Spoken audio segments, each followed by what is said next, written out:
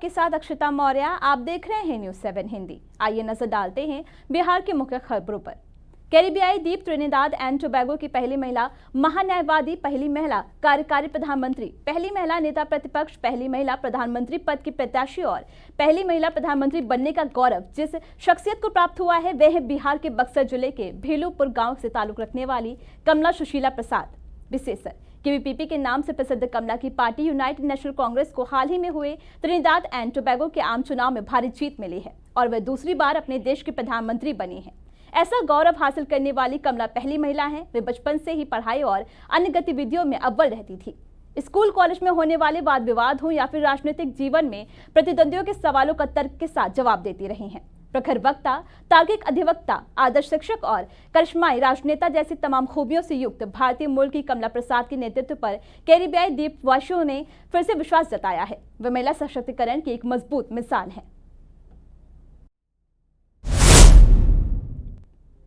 All India Muslim personal law board और इमारत सरिया फुलवारी शरीफ पटना के आह्वान पर वक्फ एक्ट 2025 को लेकर सहरसा जिले के पटेल मैदान में एक दिवसीय विरोध प्रदर्शन का आयोजन किया गया। इसमें जिले के हजारों मुस्लिम समुदाय के लोगों के साथ राजद और अन्य विपक्षी पार्टी के नेता और कार्यकर्ता शामिल हुए। प्रदर्शन में जिले के 2000 से अधिक मुस्लिम समुदाय के लोगों ने भाग लिया। वहीं कांग्रेस के जिलाध्यक्ष मुकेश कुमार झा, राजद जिलाध्यक्ष मोहम्मद ताहिर सहित अन्य की भी मौजूदगी रही। मुफ्ती मोहम्मद सईद रहमान काश्मीर ने कहा कि वक्फ बोर्ड 2025 के नए कानून का सभी लोग विरोध कर रहे हैं। यह कानून दस्तूर हिंद के खिलाफ है। उन्होंने कहा कि अगर मांग नहीं मानी जाती तो चरमबद्ध तरीके से आंदोलन हम लोग जारी रखेंगे। उन्होंने केंद्र सरकार से इन वक्फ कानून को वापस लेने की मांग रखते हुए कहा कि कानून का विरोध करने के लिए ही ये जन सैलाब आज उमड़ा है। लोग हाथों में तख्तियां लेकर वक्फ बिल का विरोध जता रहे थे।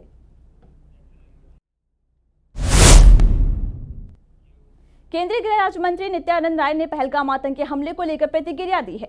हाजीपुर प्रखंड के हरौली में एक कार्यक्रम में उनसे एक युवक ने कहा कि पाकिस्तानियों को उनके ही घर में घुसकर मारने की आवश्यकता है, सरकार ऐसा क्यों नहीं कर रही है। इस पर नित्यानंद राय ने जवाब दिया कि आतंकवादियों को उनकी सजा अवश्य मिलेगी और उनके आकाओं को ऐसी सजा दी जाएगी जिसकी वे कल्पना भी नहीं कर सकते।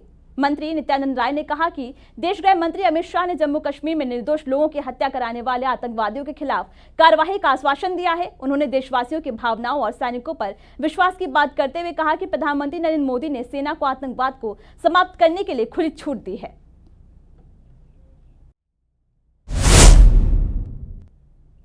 इंसाफ मंच ने वक्फ बोर्ड संशोधन कानून को संविधान पर हमला करार देते हुए इसके खिलाफ जोरदार प्रदर्शन किया। साथ ही पहलगाम में हुए आतंकी हमले के खिलाफ भी देश की एकजुटता का संदेश दिया है। संगठनों ने आरोप लगाया कि मोदी सरकार वक्फ बोर्ड की जमीनों पर कब्जा करना चाहती है जो मुस्लिम समुदाय द्वारा दान की गई संपत्तियां हैं। उन्होंने चेतावनी दी कि यह कानून न केवल मुस्लिमों बल्कि भविष्य में सिख, ईसाई, जैन और बौद्ध समुदायों की संपत्तियों को भी निशाना बना सकते हैं। इसे संविधान के मूल ढांचे पर हमला बताते हुए कानून पर रोक लगाने की मांग की गई है।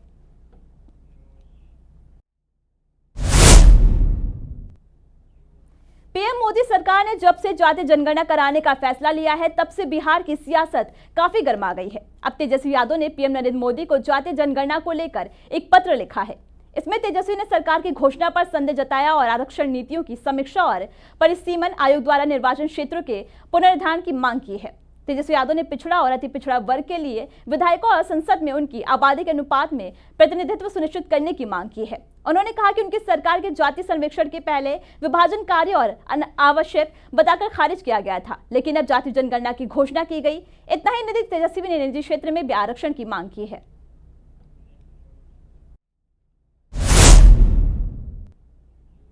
मुजफ्फरपुर से एक चौंकाने वाला मामला सामने आया है। यहां कलयुगी पिता ने अपनी ही बेटी को मौत के घाट उतार दिया।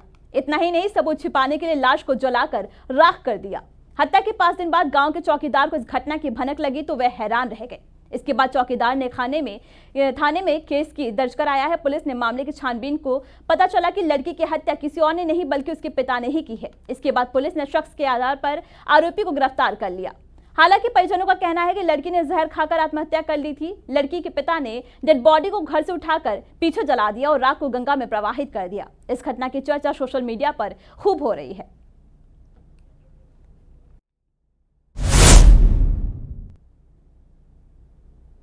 बिहार की इन मुख्य खबरों में बस इतना ही। देखते रहिए न्यूज़ 7 हिंदी।